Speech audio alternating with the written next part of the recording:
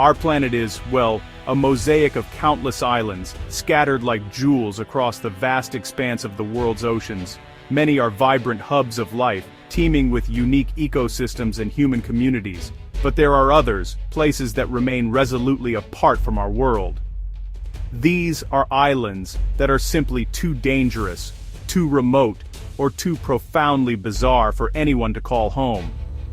They are fragments of land where the forces of nature, be it the fury of a volcano, the desolation of isolation, or the lingering shadow of our own past actions, have rendered them inhospitable. These are the Earth's forbidden territories, where survival is a constant, unwinnable battle. Today, we embark on a journey to the fringes of the inhabitable world, to explore landscapes that defy human settlement. We will venture to shores that have witnessed cataclysmic births and witnessed the hasty retreat of all who dared to stay. These are not just empty spaces on a map. They are living stories of nature's formidable power and humanity's fleeting presence. They are reminders that not every corner of this earth is meant for us, that some places are destined to remain wild, untamed, and profoundly alone, holding secrets that we can only ever observe from a safe distance. Join me as we explore 5 of the strangest islands that no one lives on. Forgotten worlds where humanity has been driven away. We will peel back the layers of history, geology, and myth that shroud these enigmatic places. From the fiery heart of a newborn volcano to the icy grip of the Antarctic, we will discover why these islands, despite their strange allure, are destined to remain solitary, silent monuments to the untamable spirit of our planet, forever beyond our grasp. Our journey begins in the Bismarck Sea, off the coast of Papua New Guinea. Here, in a region known for its immense tectonic activity, lies a testament to the raw, creative power of our planet. This is Vulcan Island. It is not an ancient landmass, worn down by millennia of wind and rain. Instead, it is a geological infant, a place that burst forth from the sea within living memory, a dramatic and violent birth that reshaped the very coastline and the lives of all who witnessed it. Before 1937, this place was nothing more than a submerged shoal, a hidden danger beneath the waves. But deep below, magma was stirring. On a fateful day in May, the sea began to boil, and with an explosive roar, a new island was born. Ash and rock were hurled miles into the sky, a colossal plume that blotted out the sun.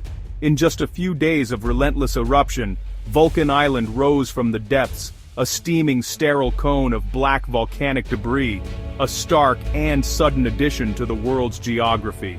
The eruption was a catastrophe for the nearby town of Rabaul. A pyroclastic flow, a superheated cloud of gas and ash, swept across the water, devastating the settlement and claiming hundreds of lives. Those who survived fled, leaving behind a ghost town smothered in a thick blanket of gray ash. Vulcan Island, in its very creation, had announced itself as a force of immense destruction, a place inherently hostile to human life, born from the very fires that had driven people from their homes.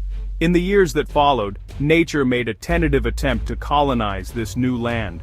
Hardy pioneer plants began to take root in the cooling ash, their green shoots a fragile promise of life on the barren slopes.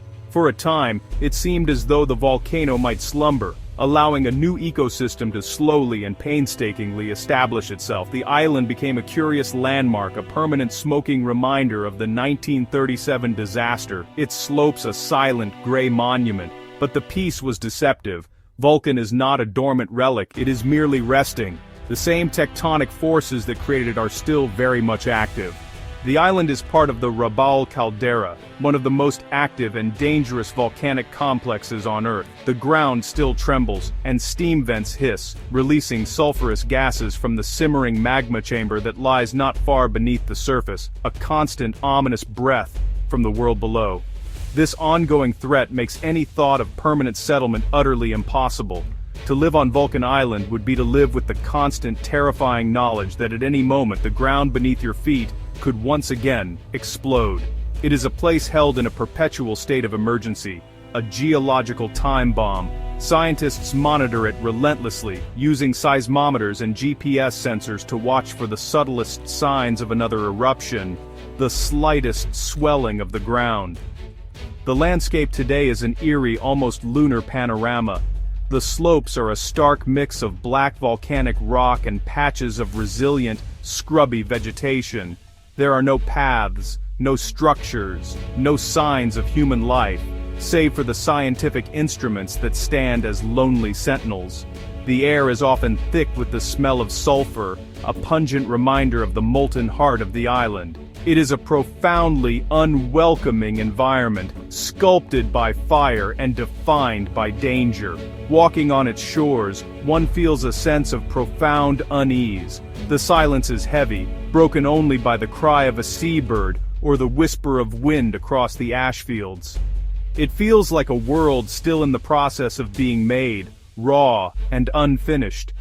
The ground itself seems to hum with a latent energy, a sleeping power that commands respect and fear. This is not a place for us. It belongs entirely to the deep, geological forces that created it. Vulcan Island serves as our first, stark example of a place where humanity has been decisively pushed back. Its very existence is a warning. It is a powerful living demonstration that the ground we stand on is not always solid and permanent.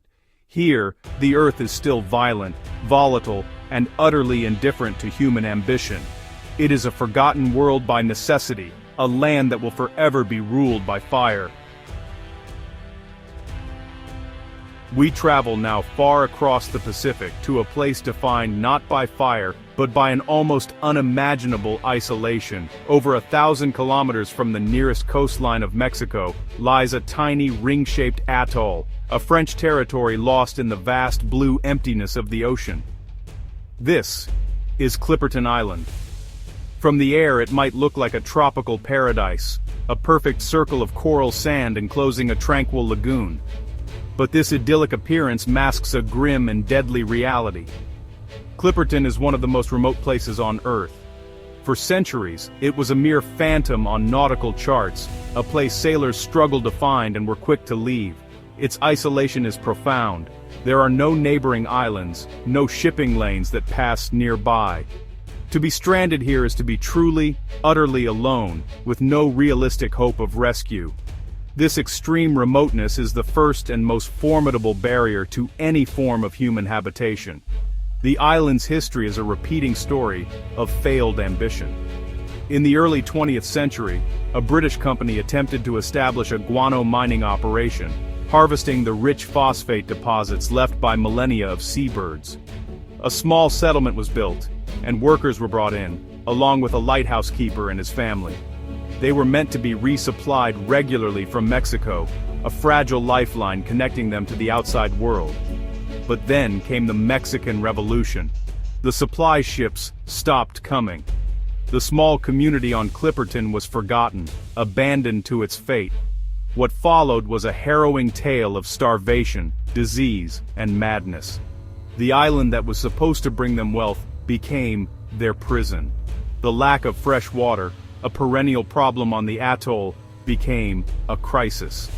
The settlers were pushed to the absolute limits of human endurance, a tragic drama that played out in total isolation. The heart of the island's hostility lies in its lagoon. While it appears serene, the water within is a toxic trap. It is meromictic, meaning its layers of water do not mix. The deep bottom layer is completely anoxic, devoid of oxygen, and highly acidic, saturated with hydrogen sulfide from decaying organic matter. It is a poisonous, stagnant pool, utterly lifeless and incapable of supporting any fish. Any attempt to use it as a source of water or food would be fatal. This poisonous lagoon, combined with the almost complete lack of potable groundwater, makes long-term survival a near impossibility. The few coconut palms on the island are not enough to sustain a population. The settlers of the past learned this terrible lesson. They were surrounded by water, yet they were dying of thirst and starvation, trapped between the undrinkable salt of the ocean and the poisoned water of the lagoon. Today, Clipperton is uninhabited, save for millions of crabs and seabirds that thrive in the harsh conditions. The land is overrun by them, a scuttling, squawking carpet of life that has reclaimed the island entirely. The ruins of the failed settlement are still there, slowly being consumed by nature.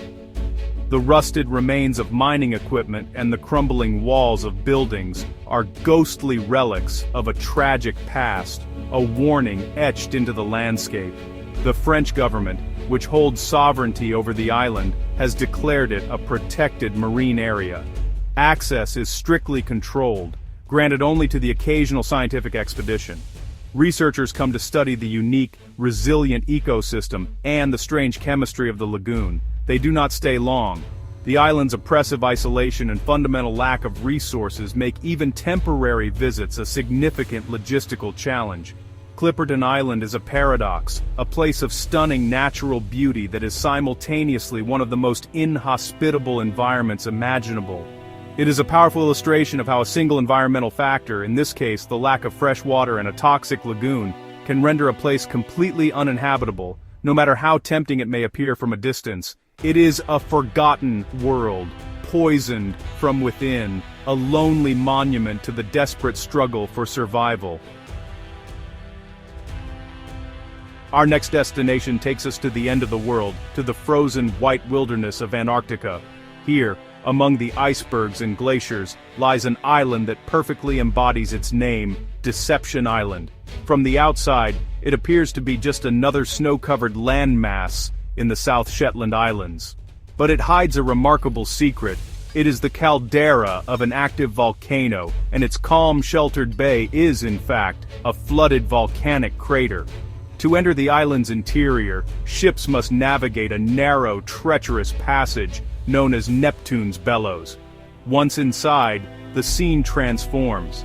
The furious Antarctic winds die down, and the water is eerily calm. This is Port Foster, one of the safest natural harbors in all of Antarctica. But the safety is an illusion. The beaches here are black volcanic sand, and in places, the water is heated by geothermal activity. Steam rises from the shoreline, melting the snow and creating a surreal, otherworldly landscape. This unique combination of a sheltered harbor and geothermal heat made Deception Island a hub of human activity for over a century. In the early 1900s, it became the center of the Antarctic whaling industry. A large shore-based station was built, with giant boilers for rendering whale blubber into oil. For decades, this bay, which now seems so pristine, ran red with the blood of thousands of whales. The rusting skeletal remains of the whaling station still litter the beach, a grim memorial to a brutal industry. After the whaling era ended, the island found a new purpose. Its strategic location and unique geology made it an ideal spot for scientific research.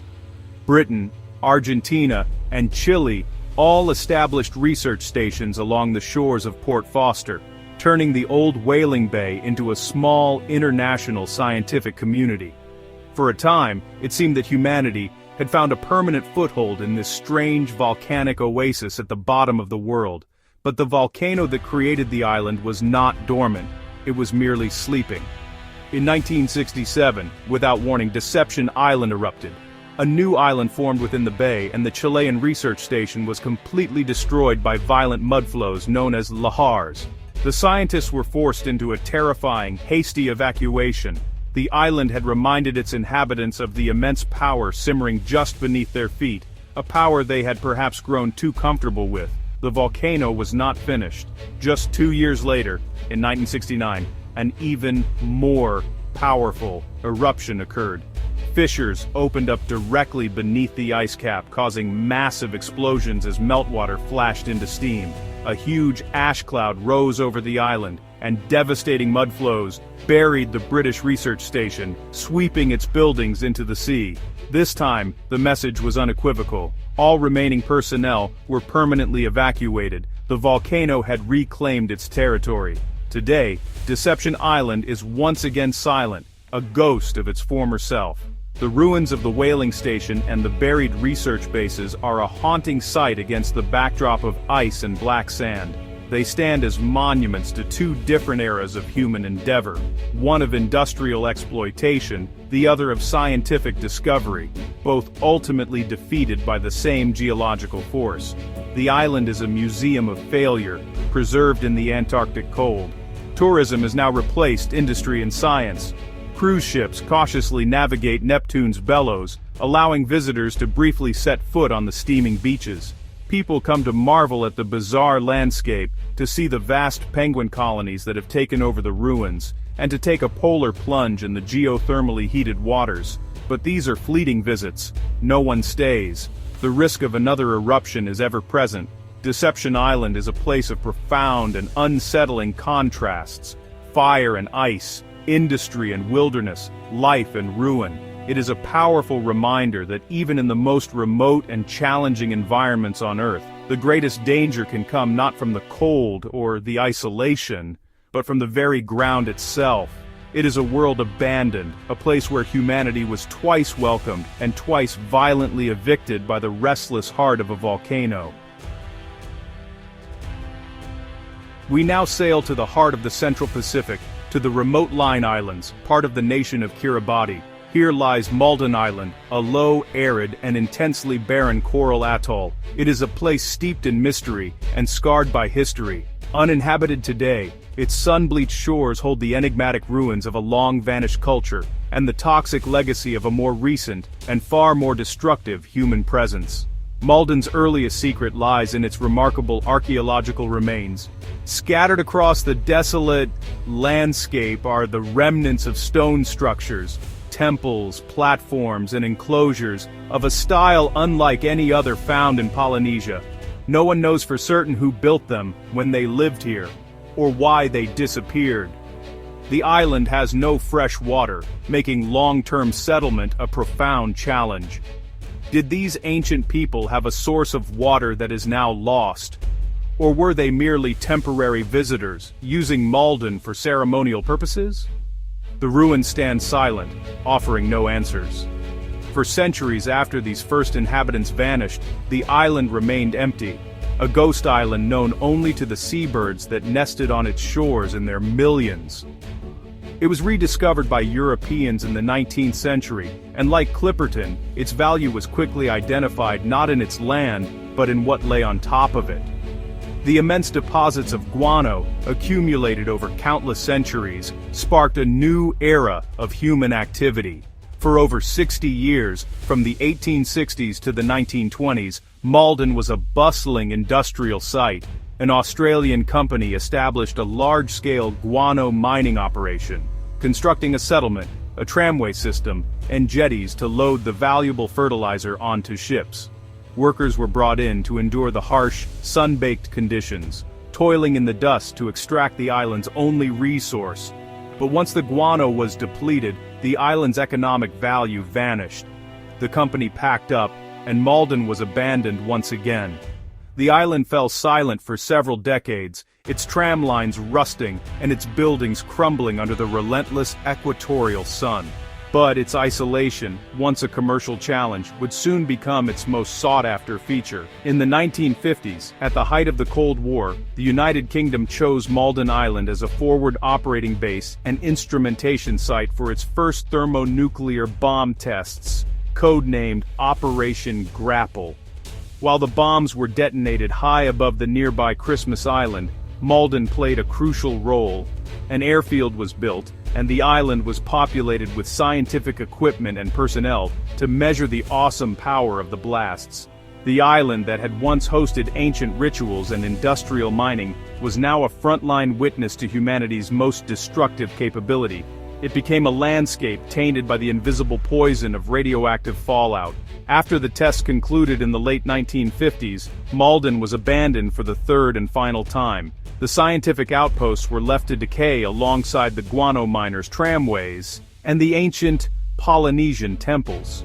The island became a strange, layered archaeological site, a place where different eras of human ambition lay in ruins, one on top of the other, each one a story of arrival, exploitation, and eventual departure.